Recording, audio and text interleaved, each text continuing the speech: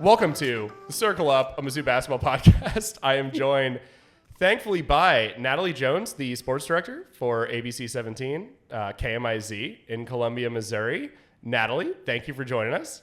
Yeah, thanks for having me. Give the people a brief intro about your, you can make it long if you want, talk who you are, how long you've been here, yada, yada, yada. God, I've been in Columbia for a while. I've been working at KMIZ for, 5 years now. Became a sports director 3 years ago. Went to Mizzou, worked at KMU, so been around Mizzou and everything for a while. I grew up a Mizzou fan. My whole family went to Mizzou, so it's kind of fun covering the team now, kind of getting to be inside it all, But yeah, been in Columbia, I guess, God, if you added it up, maybe like 8 or 9 years now, been covering the teams. So yeah, it's been a fun ride. Yeah, when you factor in when you were at KMU and still in school and all of that stuff, it's like, oh geez, I have really been here for a while. Yeah. What has anything big changed, since you've been, from your early days, but either for you or for the Mizzou? I mean, obviously a lot's changed in the basketball program, but just, anything notable? Yeah, I mean, I feel like there's just a lot more excitement. And I know it sounds like a little cliche, but I remember when I first started covering Mizzou, I don't know, like it was fun because like Sophie Cunningham was there, like the women's basketball team was great, but basketball was kind of down. Football was kind of where it was. It wasn't as fun to go cover. Transitional for both, kind of, yeah. Yeah, so like it feels a lot more fun. Like even when, stuff happens and, Mizzou fans aren't happy about it, losses, whatever, it still feels like you're in something a little bit more special than you were in before. So that's a fun part. It's more entertaining and fun to cover, I would say. Yeah. No, absolutely. There were some really weird times there with both programs for a while. And so I was going to ask you later, but I'll just kind of like jump to that now. I was going to ask if there's anything, at least like from the media side or anything that you see from your perspective, in the Dennis Gates era, kind of compared to other ones in terms of like maybe culture or just generic stuff like that. It's a good question. I think the thing with Dennis that I tell everyone is I really just think it's how genuine he is. Like the guy that you see on TV and on social media is the guy that you get in person. He's kind. I mean, he's the only guy I've worked with at Mizzou that goes in every single time a press conference starts. He fist bumps every single media member, make sure he says hello, right? He's just a very genuine person. I think that kind of seeps into every aspect of the program, really. And I think that's why you see him getting these big recruits and having a historic recruiting class. I think it's easy to recruit when you're such a genuine guy and you kind of just, you trust him a little bit. When you get to know him, I just feel like you trust him. And I think that's been the biggest difference is just how genuine he is. And the players love him. I mean, gosh, you can tell the players just love playing for him. No, it's kind of like an old adage in like media of like the coach who remembers the media members' names, and like and will show them respect, but it kind of feels like a cliche of like, oh, he's just doing that to to get more favorable write-ups, right? But with Dennis, I don't know, it feels a little bit more genuine, like you just said. It feels like it's real. And you know what? When we see him behind the scenes and it's not during the season and we're not writing about Dennis is still Dennis, and he's coming up and asking about your family and giving you a hug. And, and his staff is the same way. I mean, gosh, his staff, that's probably the staff that comes up to us the most and says, hello, how are you? How's your family? So, yeah, I mean, it just seeps into every aspect of his program. And it does feel, like you said, really genuine. It doesn't really feel like a show. So no, that's awesome. And getting to I guess the problem that many would have with Dennis is maybe how he handles talking about, to get into the Mizzou basketball of it all, maybe is how he handles talking about injuries and all of that stuff. So just full disclosure, we are recording this before the game on Thursday night here, November 20th. Boateng is expected to play tonight, but in general, has there been anything behind the scenes that you've noticed, or is it just kind of him? I don't know, maybe like protecting his guys. I'll let you kind of. I kind of get the impression that, and I know I really do see both sides of this because I get why the fans are frustrated, right? You look at college basketball and college sports in general with where it is right now. It's an industry. It's a money industry now. So people want to know what's going on. And then you look at the Dennis side of this, and I think Dennis is protecting them a little bit. I think maybe it's a thing of like, oh, I don't want to disclose too much about what's going on with a certain player. And I think we saw it dating even back to Isaiah Mosley. My goodness. I mean, I think he really wanted to protect him and kind of shield what was going on with him. And I kind of think it's the same this year. I don't think we're dealing with anything super serious with any of these guys. I really just think it's Dennis being Dennis and kind of protecting his players. He's a player's coach. That's kind of always been my take on it. And I see a lot of stuff on social media like, oh, we're not going to see Trent Pierce play all season. We're not going to see Honor Boateng play all season. I think you're going to see him play this season. I think Dennis is just extremely careful. He doesn't want to push anyone back too quickly. I think he's very overcautious about that. He doesn't want to force anyone into something that's going to, derail them even longer, right? So from my perspective, I do see both sides of it, though. I get the frustration, but I also think Dennis is just protecting his guys. And if, he doesn't want people, if he says that someone is, slated for a return on X night, and then they have a setback, he doesn't want extra attention drawn to, whether it be a Trent or, whoever it is. Like, I think it is, I understand, like you probably don't get the level of recruiting that we've seen from Dennis Gates without him handling these players' specific situations probably in the way that he does, right? Yeah, and you think about it too, like you're also dealing with kids' parents. Parents are involved in all this as well, and I think Dennis is very close with all the parents. He talks to the parents a lot. I think that says a lot to the parents when you protect those kids like that. That's they're their kids when you come to your campus, right? So those are Dennis's kids right now, right? So I think that's a big thing I know he thinks about. And I also you got to think about this, like, he's not going to force these guys back. He has so much depth. I mean, that's the thing is I don't feel like he feels like he's in a position where he has to force someone back right now. So I think that's kind of where maybe if we want to call it the leisurely pace of all this kind of comes from. I don't think he's in a position where he needs to do it right now.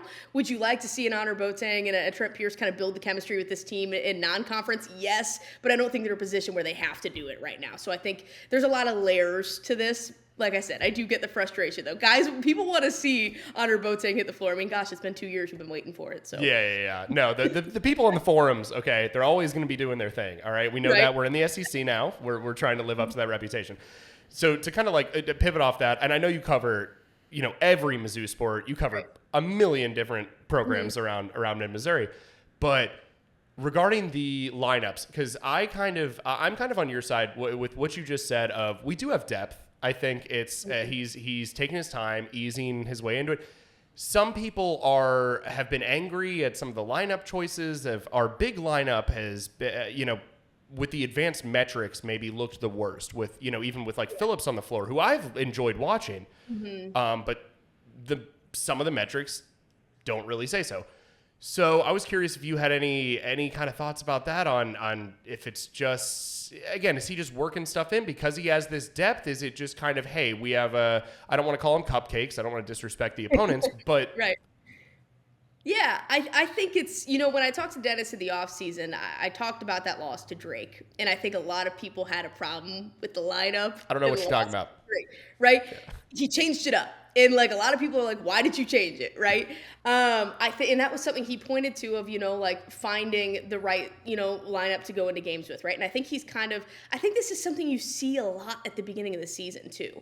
I know people have a little bit of issues with the changes right now, and like you said, the bigger lineup is not performing as well as they would like. But here's the thing.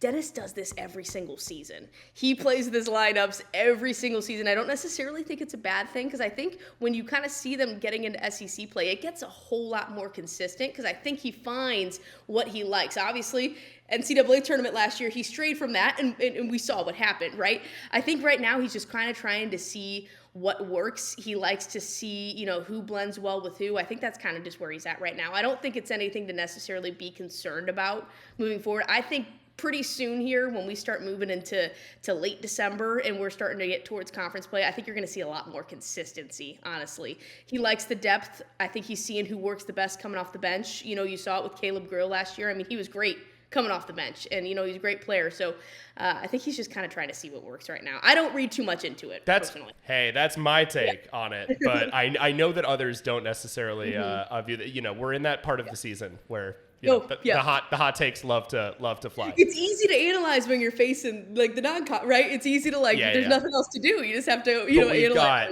Notre Dame Kansas, Illinois coming up, like before too long. And so if the lineup choices are happening and not working maybe when those games are happening, then it's a conversation. Right now, I'm not too concerned with diving into the analytics. Yeah, me either. And I agree with you. I think, Notre Dame, if you see some problems there, then you're like, okay, maybe what are we doing here a little bit? And if you see continued problems going into Illinois, you're like, all right, we're getting toward conference play. I think you'd like to see him kind of get set in his lineup and have a more consistent lineup, probably going into the next, I don't know, I would say 2 weeks here. Like once you get, I can't remember off the top of my head the date of that Notre Dame game, but I think once you get into that Notre Dame game, that's when you want to kind of start having that set lineup there. We have this stretch of, games that maybe aren't the most exciting. Prairie View, VMI, and SEMA. We had Minnesota kind of sandwiched in between, but there's some maybe not incredible teams mixed in there. So Natalie, I'm going to put you on the spot here, and you don't have to give me a number. Okay. What do you think you don't have to give me like necessarily like a ceiling or floor or whatever. What's your overall outlook for this Mizzou basketball team this season? So here is the thing. As specific as you want. Yeah, I think that this team has all the talent to be as good as they want to be. And I asked all of them in the offseason what their goal is. They think they're a Final Four caliber team. Do I think that's the ceiling this season? I don't know. I'm not going to speak to that. But I do think this is a team that has every capability of making it further in the tournament that Dennis has made before. I think making it past the first round, making it past the second round, very doable things for this team. I think they could be a Sweet 16 team if they reach the level that they should this year. It's the consistency thing. That's the thing. And I think you've kind of seen it in the non-conference, right? You have some sloppy games and, games where you're like, okay, what was that? You kind of one of those games you just walk away and you're like, what did I just watch, right? So I think that it's just minimizing those. And I think that's something we've seen kind of over the course of Dennis's career a little bit is you kind of have those what was that games. And teams with so much talent, right? I do think the additions he made in the offseason, the length, the size. I mean, gosh, they're one of the tallest teams in the country. They're so good, and there's so many good players. Anthony Robinson's great. Mark Mitchell going to have an all-SEC kind of year, right? I really like Sean Phillips Jr. I mean, even just a rebounder. I mean, gosh, he can out-rebound just about anyone. So I think they have all the pieces they need. It's just I'm really curious to see. I think I'm going to know a lot more when SEC play comes, when they're facing, some real formidable opponents. I think they have no reason to not reach a round of 32, a Sweet 16, and you'd like to see them get further than that, but I think a Sweet 16 is well within this team's reach. So it sounds like you're saying the tournament is almost a given there. You're talking about round of 32, round of 16. Here's the thing. I might get called out for this later. I might get put on freezing cold takes, but I can't see a world where the team doesn't make the tournament this year. I mean, I would be so surprised. I honestly, just from what I've seen in the offseason and the limited, games we've gotten to see so far, I feel like this is a really, they're up to the level of last year's team talent-wise. And they have more size and more length. I feel like they only got better. So in my mind, it's kind of like, why wouldn't they? You know what I mean? They really have no reason to. And if they don't, I think that's a massive, massive, massive letdown. So, in my mind, it's kind of tournament or bust a little bit. So I think that's how most of the fans feel. And I'm a big Sean Phillips guy. Again, even with what all the metrics say so far this year, I think Dennis is just trying to kind of, work around, figure out what lineups work. We play such an interesting style where we don't seem to really care much about rebounding sometimes. It's about the getting free throws, getting fast breaks, it's the breakout scheme. And so I think there are times where it's not pretty. Like we even saw that in their last game where I'm getting texts from everyone under the sun complaining that we can't get a rebound, or this was the Minnesota game rather, where we're taller than them at every single position, but we seemingly just don't want to get a rebound against them the entire first half. And then the second half rolls around, and some of this is just as a hockey person, puck luck. The way the ball bounces, I guess. Yeah. But the second half, we absolutely dominate them. Yeah. Is that how you kind of view that Minnesota game, who I think has been our best test so far? I 100% agree. It's 100% been the best test. And it's funny because Dennis after the game was like, well, they decided to rebound about 13 minutes left in the game. You know, he's well aware of it too. You know, he's like, why aren't they rebounding? But no, it's an interesting problem too, because you have so much length and size that I've been mentioning. You should be able to out-rebound, especially, and like you say, you don't want to disrespect the opponent, but these lower tier levels of competition, you should be out-rebounding them in every, you know, offensively, defensively. Like, they should have no chance, right? There's a level of concern there, but I do think it's kind of what you see on Dennis Gates' teams. It's very fast paced too. Like you said, they want to drive that lane. They want to get to the free throw line. That's the biggest thing he'll talk about in post game. He'll talk about how much they got to the free throw line over how much they rebound any day of the week. So I kind of just think it's the mindset of this team a little bit. But yeah, it is kind of a head scratcher a lot. I will say I covered that Minnesota game and I kind of walked away with like, what happened? At halftime, everyone was ready to lose their minds, and then you know, at the end of the game, it's like, oh man, we covered the spread, like we won. Like, they somehow, and I said that the other week. I mean, like this team has walked away with wins, and it's really like it's not always been pretty. There's been like maybe one game where it's been really pretty, right? Yeah. But it's been like half by half almost at best. Yeah. That's the thing is like, there's always going to be a stretch there where you're like, what am I watching? You know what I mean? Like what's going on a little bit. So it's not pretty, but here's the thing. Good teams find ways to win even in these lower tier games, and they found ways to win.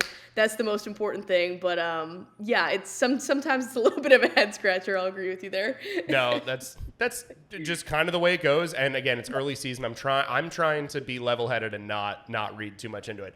Is there so far this year, and I know there are a couple guys that maybe are people that that fans are excited about that we haven't even really gotten to see. We'll hopefully see Boat tonight.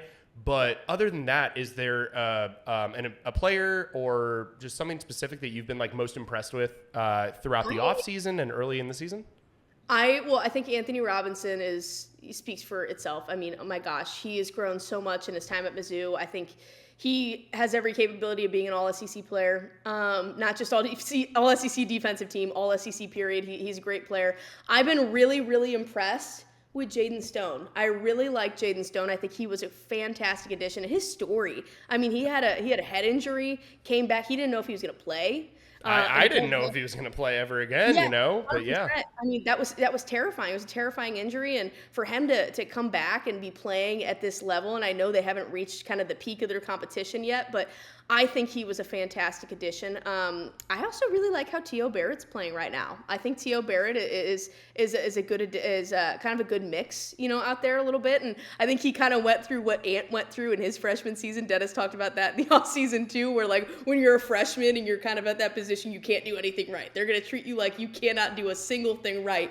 And he went through that last year. And I think now you're kind of reaping the benefits of it a little bit. And I think it helps to have a little bit of depth there. So yeah, I would say, honestly, if I had to pick a player that I've been most impressed with, Sean Phillips Jr. is kind of where everyone goes, but I've really liked watching Jaden Stone. I think he's been super fun to watch. No, Stone's been absolutely incredible. I've always kind of said about, at least, you know, always, I'm talking about, obviously, the last few weeks, that with T.O. and Ant, they do play, like, I don't want to disrespect either one, they do play somewhat of a similar style, though. So yes. I feel like maybe they are pushing each other in that way, maybe a little bit. Like, T.O. knows, hey, what I'm good at, Ant's also good at. You know, so I got to be great at it if I want to stand out, maybe in that way. Yeah, and I think that helps them. And you look at the up and comer Aaron Rowe too, and I think that's going to help him. It's a beautiful thing to be growing because you kind of have it going down the line from Ant to T.O. to Aaron, and that's what you want to see. You want to keep passing this down, and I kind of think you see the relationship that, you know, Ant had with a Sean East even, or like last year. I mean, he was so close with Tamar Bates. You know, I think these guys that kind of drive each other, and Ant's kind of taking that role a little bit. You've had Tamar for a couple years, and he kind of was the driver of this team. I think you kind of see Ant. It's been really fun to watch him step into a leadership role a lot more. You hear his voice so much more than you did before. So I think he's doing great things for T.O. I mean, T.O. kind of needs that drive, right? Of like, if I want to get to his level, you know what I mean? It's you kind of have to have that friendly competition, right? I think it's only healthy, and I think it drives both of them to be better. So that's been another impressive thing this season. I mean, you hear Ant, and I think Ant was a guy you didn't always hear him a lot. He was a lead by example kind of guy. He's definitely changed though in the offseason. He's kind of taken on that a little more when you see those leaders leave. So that's been impressive too. Yeah, no, I was about to say we had these like very, very, very experienced veterans, kind of in front of him. And so, sometimes it's better to, you take back, you learn. But it's nice to hear that he's come into kind of a leadership role. I did want to ask a little bit more about Jayden Stone. I didn't know if you've talked to him, like personally. He's from Australia, I believe. He's from Australia. And his whole story. I just do you have any stories? If not, no worries. I'll cut this. But yeah, no, I actually don't. We there was an open media thing.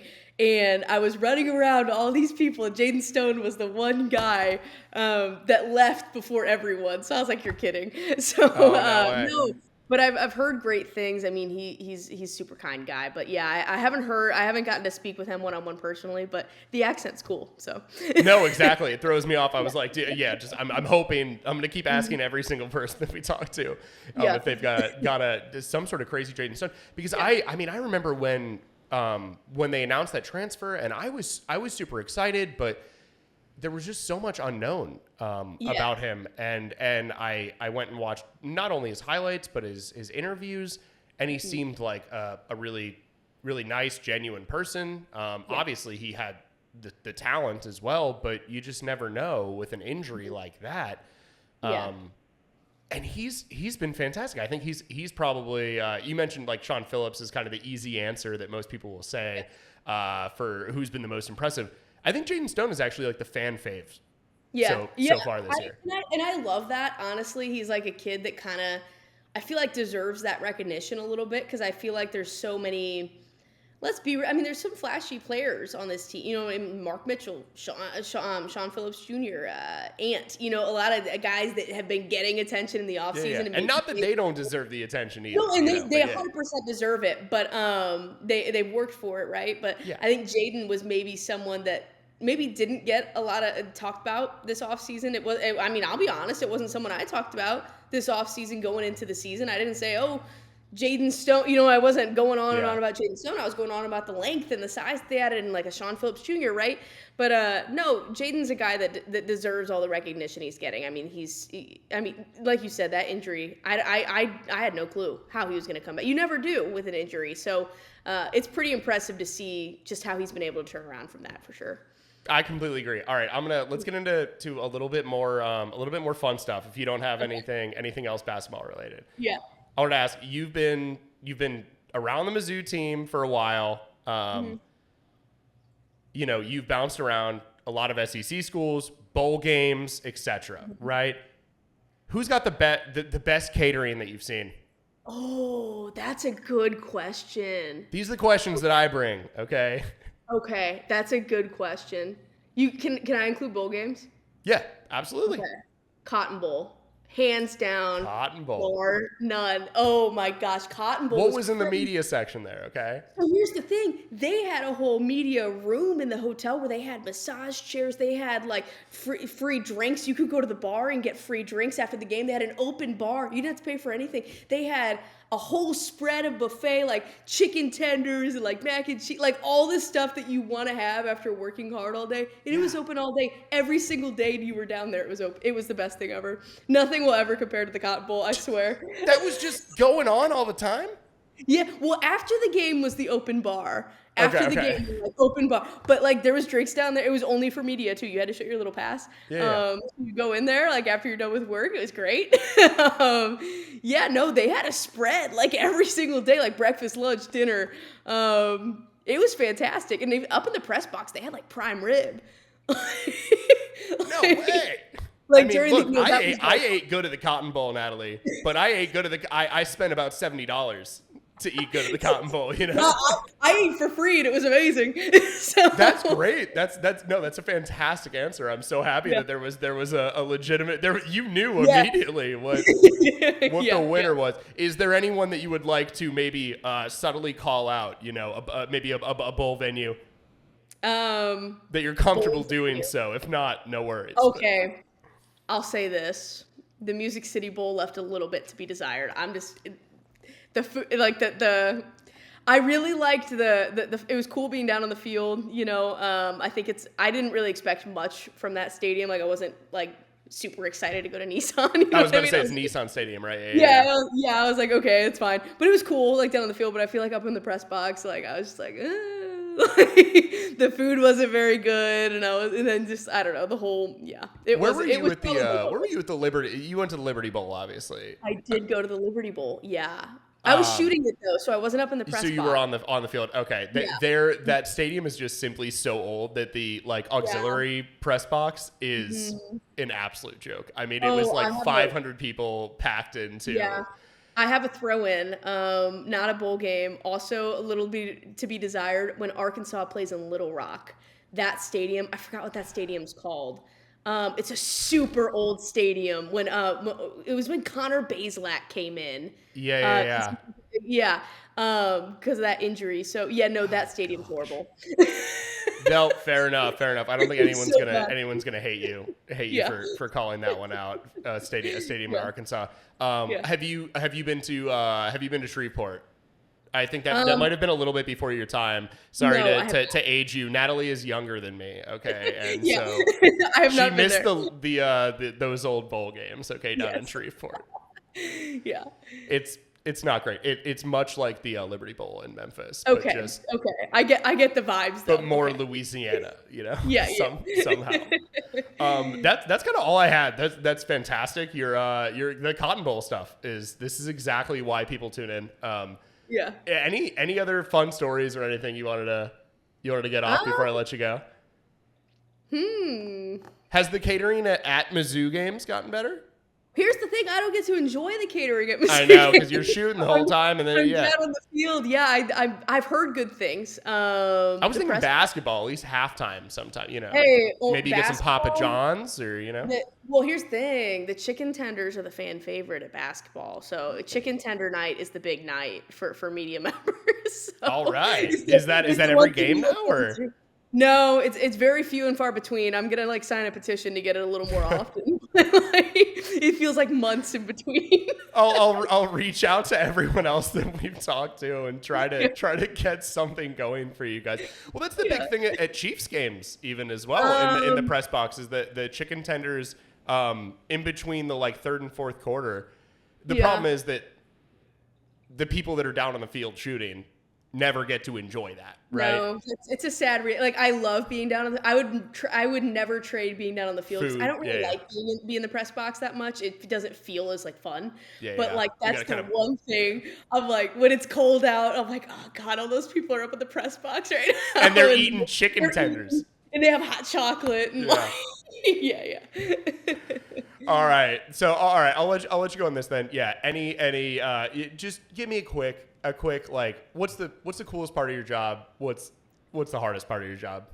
The coolest part of my job is definitely being there for moments that I would have dreamed of as a kid. I could never imagine I would have been to 3 Super Bowls, a Cotton Bowl, all these things that you just never think you'll be and you're in the middle of it. You know what I mean? You're interviewing the players right after they win. You know what I mean? It's crazy to think. It's hard to recognize in the moment, but yeah. Yeah, it's really in the moment you're just so stressed trying to get it done, but then when you look back on it, it's so awesome, and just getting to really know these athletes and these coaches is has been so special. And feeling a part of it. I'd say the hardest part of it. The hardest part is honestly it's the hours. I think just people don't really. I think people sometimes think you just show up on TV and it's all done for you, and no, you're doing everything, right? You've been shooting cross country down and God knows where all day. Exactly. It's a lot of 16, 15-hour days, and it's rewarding at the end of it. But yeah, I would say that's probably the hardest is just you have to really love it, right? You really, really got to love it. So luckily I do. So. And luckily the Missouri sports have, between professional and college have rewarded you with, rewarded your effort with some great opportunities with playoffs for, the Blues, the Chiefs, all of that. I never would have thought. And And like, honestly, I love how passionate the fans are too. Some people would maybe view that as like an up and down negative sometimes, but I love it. I love when all the fans are in my mentions that are freaking out about something or whatever. You know what? It would suck to have a not passionate fan base. So I think the fans are fun with it too. So no, I love that. Were you you're from St. Louis, right? Yes. Mm-hmm. So you were a Rams fan. Yes. Well, here's the thing. I grew up really a Packers fan. My dad, I know. We watched the Rams, but the Rams were so bad. You know what I mean? I'll cut this, okay? I'm not trying to ruin you for the St. Louis market. Okay, never mind. The Rams are so bad. So you are still a Packers fan then? That is you. Yeah. Oh yeah. 100%. All right. Sometimes it's a great thing. Sometimes it's a horrible thing. Yep. No, I totally understand that. All right, Natalie, that's all I got for you. Is there anything else you wanted to? No, I'm good. You want to chat about? All right, I really appreciate you joining us here. No problem.